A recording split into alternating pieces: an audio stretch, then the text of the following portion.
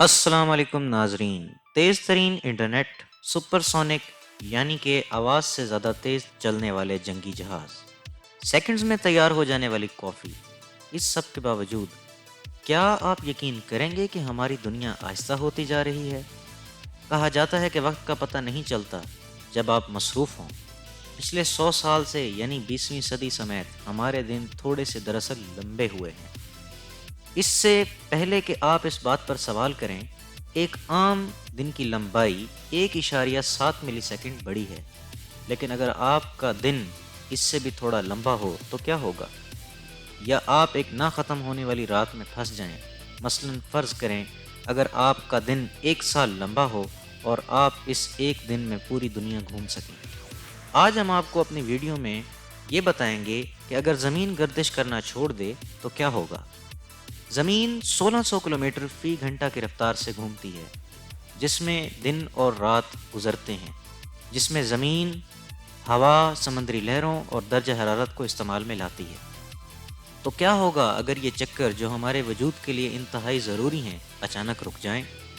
فرض کریں اگر آپ کے پاس دنیا کی تیز ترین سپورٹس کار ہے اور آپ اکیلے اس کار کو ڈرائیو کر رہے ہیں ایک سنسان روڈ پر جہاں کوئی پولیس والا یا کوئی ٹریفک آپ کی راہ میں رکاوٹ نہیں بن سکتی، تو آپ اپنی کار کی ٹاپ سپیڈ ٹیسٹ کرنے کا ارادہ کرتے ہیں اور آپ اپنی کار 1600 کلومیٹر فی گھنٹہ کی رفتار سے بھگانا شروع کرتے ہیں اور اچانک آپ کے سامنے کوئی رکاوٹ آ جاتی ہے اور آپ بریکس دباتے ہیں.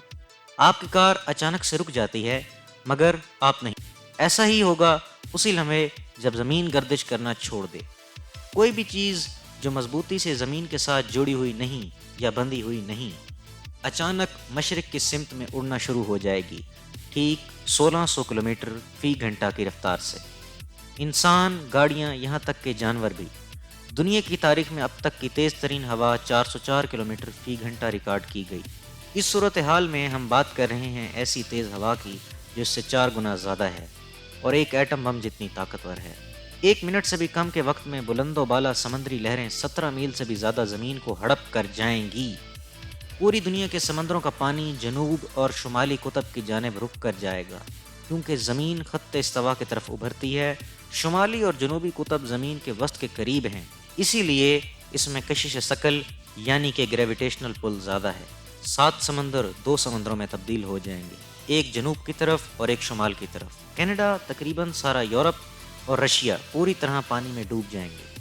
امریکہ، ارجنٹینا، چلی اور نیوزی لینڈ کے بیشتر حصے بھی ڈوب جائیں گے. اس غیر معمولی سمندری حرکت و عمل کی وجہ سے ایک بہت بڑا بر اعظم وجود پا لے گا جو خط استوا کے گرد ہوگا اور پوری زمین کو گھیر لے گا. شاید اس کی وجہ سے بچنے والے انسان آپس میں مل کر کام کر سکیں، مگر ان کو خود کو بہتر بنانے کے وسائل اور مواقع بہت کم ہوں گے. قدرتی ذخائر بہت ہی کم ہو جائیں گے. پوری دنیا میں ایک بہت بڑے پیمانے پر قحط برپا ہو جائے گا اور بہت سی جانوروں کی نسلیں نایاب ہو جائیں گی یا مکمل طور پر ناپید ہو جائیں گی. زراعت کا شعبہ تقریباً ختم ہو جائے گا یا اسے برقرار رکھنے کے لیے انتھک محنت درکار ہوگی، کیونکہ ایک عام دن اب 1 سال لمبا چلے گا. اس کا مطلب یہ ہے کہ آپ سورج 6 ماہ تک دیکھیں گے اور باقی کے 6 ماہ اندھیرے میں گزاریں گے، یعنی کہ ایک بچہ ایک ہی دن میں پیدا ہو جائے گا. ان تمام حالات کی وجہ سے موسموں میں تبدیلی بہت ہی کم آئے گی. ایک آخری بھیانک نتیجہ جس کا انسانیت سامنا کرے گی وہ یہ ہوگا کہ زمین کی مقناطیسیت ختم ہو جائے گی. زمینی مقناطیسیت ہمیں ہماری کمپس میں سمت بتانے کے ساتھ ساتھ شمسی ہوا کا بھی رخ تبدیل کرتی ہے. تو اگر زمین رک جائے تو شمسی ہوا کو نہیں روکا جا سکے گا، جس کی وجہ سے دنیا پر موجود تمام زندگی ختم ہو جائے گی اور وقت کے ساتھ ساتھ جس دنیا کو ہم جانتے ہیں مریخ سیارے میں تبدیل ہو جائے گی. کچھ سائنسی اندازوں کے مطابق 18.5 ارب سال میں زمین گردش کرنا چھوڑ دے گی.